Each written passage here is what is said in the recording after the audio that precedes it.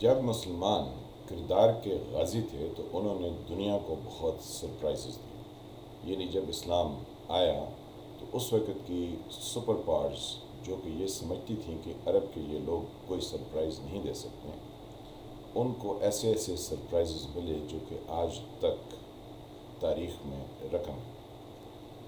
پھر جب ہم کردار سے گفتار کے غازی، نہیں ابھی ہم تھوڑا اور بھی کردار کے غازی رہے کہ ہم نے 47 میں جب ہندو کہہ رہے تھے کہ ہم کوئی سرپرائز نہیں دے سکتے، تو ہم نے ایک الگ وطن بنا کے دنیا کو سرپرائز دیا کہ چاہے مسلمانوں میں وہ پولیٹیکل ول یا وہ پولیٹیکل ویژن اس طرح سے ڈیولپ نہیں ہوا جیسا کہ اقوام عالم میں اس وقت تھا، لیکن پھر بھی مسلمانوں نے یعنی بر صغیر کے مسلمانوں نے ایک الگ وطن بنا کے دنیا کو سرپرائز دے دیا۔ پھر ہم کردار سے نکل کے گفتار کے غازی ہو گئے تو ہم ایک دوسرے کو سرپرائزز دینے لگے۔ آج نوبت یہاں تک آن پہنچی ہے کہ ہم نے ایسے ایسے سرپرائزز دیے ہیں کہ جس کی آپ نے تھم نیل پر بھی دیکھا ہے کہ میں نے تھوڑا سا اس کو لسٹ ڈاؤن کیا۔ تو سب سے پہلا سرپرائز جو ہمیں ریسنٹ ٹائمز میں ملا کہ آصف علی زرداری اور میاں نواز شریف آپس میں ہمیشہ سے ڈیگر ڈرون تھے، کیونکہ نواز شریف اسٹیبلشمنٹ کے کندھے پر چڑھ کر اس وقت سیاست میں آئے جس وقت ذوالفقار علی بھٹو کا عدالتی قتل ہو چکا تھا، اور محترمہ بے نظیر بھٹو کو اپنی 20s کی ایج میں ایک سخت صورتحال سے دوچار کیا گیا تھا، اور اس کے پیچھے ہماری اور انٹرنیشنل اسٹیبلشمنٹ تھی۔ تو نواز شریف کو جس طریقے سے استعمال کیا گیا، اور جو نواز شریف نے یہاں پر اپنی لمبی زبان کے ذریعے گفتگو کی، تو اس سے ہمارے درمیان یعنی پاکستان کے لوگوں کے درمیان بہت ساری کشیدگی نے جنم لیا، اور جو انصاف چاہتے تھے اور جو انصاف کے قاتل تھے ان کے درمیان یہ جنگ آج بھی جاری ہے۔ بہرکیف یہ مسلم لیگ، نواز اور پیپلز پارٹی ایک دوسرے کے ساتھ ڈیگر ڈرون تھے۔ عمران خان کی حکومت آئی تو سب نے کہا کہ یہ دونوں آپس میں مل نہیں سکتے، لہٰذا عمران خان کو کھل کھیلنے کا موقع ملے گا۔ پھر ان دونوں پارٹیوں نے دوسری تمام پارٹیوں کو ملا کے ایک ایسی کیفیت اور ایک ایسی پولیٹیکل حقیقت سب کے سامنے لائی کہ اپوزیشن جو ہے وہ اکٹھی ہو گئی، تو یہ قوم کے لیے ایک سرپرائز ہوا، اور یہ عمران خان کے لیے بھی اتنا ہی بڑا سرپرائز تھا۔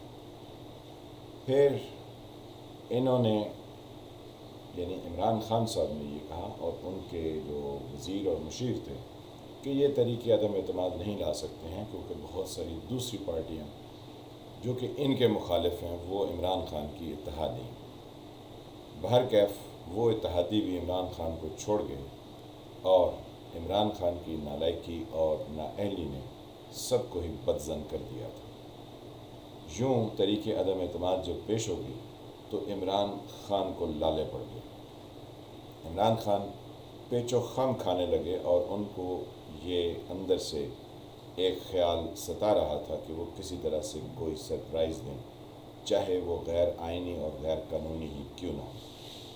جس طرح یوکرین کو ایک اداکار نے تباہ کر دیا، تو یہاں پر کھلاڑی نے پاکستان کو تباہ کرنے کی اندر ہی اندر ٹھان لی، اور اپنی ذاتی انا کی تسکین کے لیے وہ سرپرائز دے دیا جس کا وہ 4 ہفتے سے ذکر فرما رہے تھے۔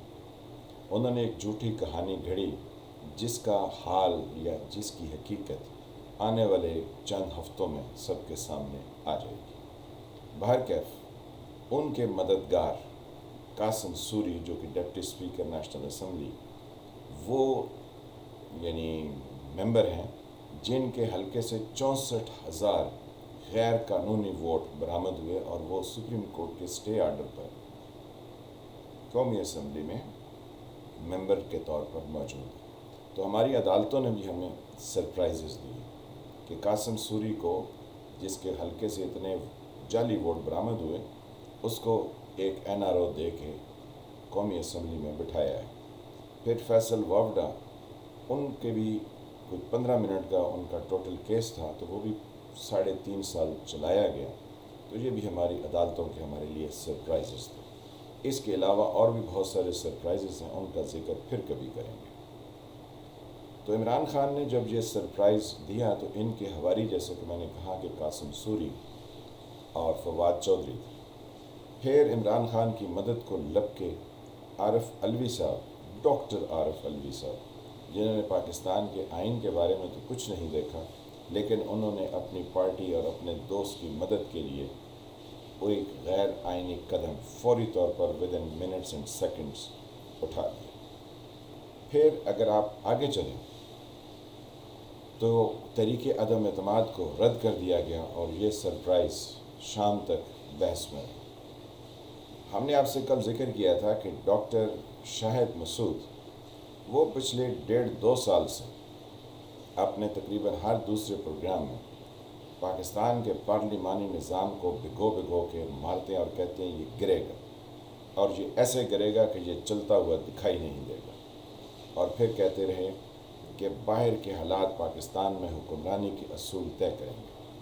تو یہ کہانیاں بنی، اور یہ ڈاکٹر شاہد مسعود کو اتنا عرصہ پہلے کیسے معلوم ہوا، اس پر گہری نگاہ رکھی اور اس کو چھوڑیے مت. اب مدر آف آل سرپرائزز اس کی بات کرتے ہیں. اب یہ سب غیر آئینی اقدامات اٹھ گئے تو سپریم کورٹ نے کل جو ہماری منسٹری آف ڈیفنس اس کے جو سب سے اعلیٰ افسر یعنی سیکرٹری ڈیفنس کو نوٹس کیوں ایشو کیا، حالانکہ اس کا نہ تو پارلیمانی سیاست سے تعلق ہے، نہ اس کا لا منسٹری سے ہے، نہ ہی اس کا پارلیمنٹری افیئر سے ہے، نہ ہی اس کا منسٹری آف جسٹس سے ہے، اس کا کسی ایسی چیز سے تعلق نہیں ہے. تو پھر سپریم کورٹ نے منسٹری آف ڈیفنس کے سیکرٹری کو نوٹس کیوں جاری کیا اور کیوں بلایا؟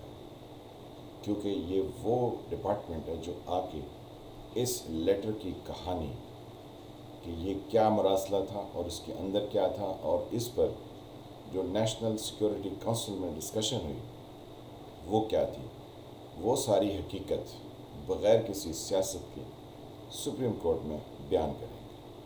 تو سپریم کورٹ جو ہے وہ سب کو ایک بہت بڑا سرپرائز دے گی، اور وہ سرپرائز شاید بہت سے پولیٹیکل پارٹیز اور بہت سے دوسرے لوگوں کے وہم و گمان میں بھی نہیں ہوگا. اس کے لیے کم وقت لگے یا زیادہ وقت لگے، لیکن سب سے بڑا سرپرائز پاکستان کی سپریم کورٹ دے گی. بادی و نظر میں عمران خان، قاسم سوری، فواد چودھری، ڈاکٹر عارف علوی، یہ تو سیدھے آئین توڑنے کے جرم میں آرٹیکل 6 کے نیچے جائیں گے.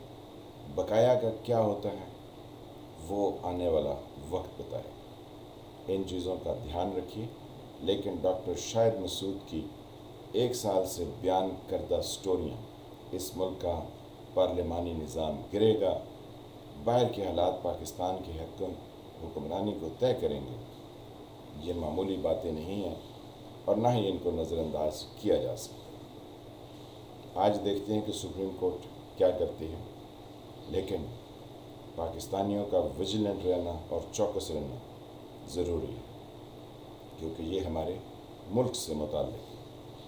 ہمیں اس سے غرض نہیں کہ عمران خان کی حکومت ہو یا کسی اور کی، لیکن غیر آئینی اقدام کے خلاف سب کو آواز اٹھانی چاہیے. میں ہوں فالح ملک، آپ دیکھ رہے تھے سرکار. ملتے ہیں کسی نئے ٹاپک کے ساتھ. جن فرینڈز نے میرے چینل کو سبسکرائب نہیں کیا وہ اس کو سبسکرائب کریں اور گھنٹی کے نشان کو بھی دبا دیں. Please share the video. ملتے ہیں کسی نئے ٹاپک کے ساتھ، تب تک کے لیے خدا حافظ.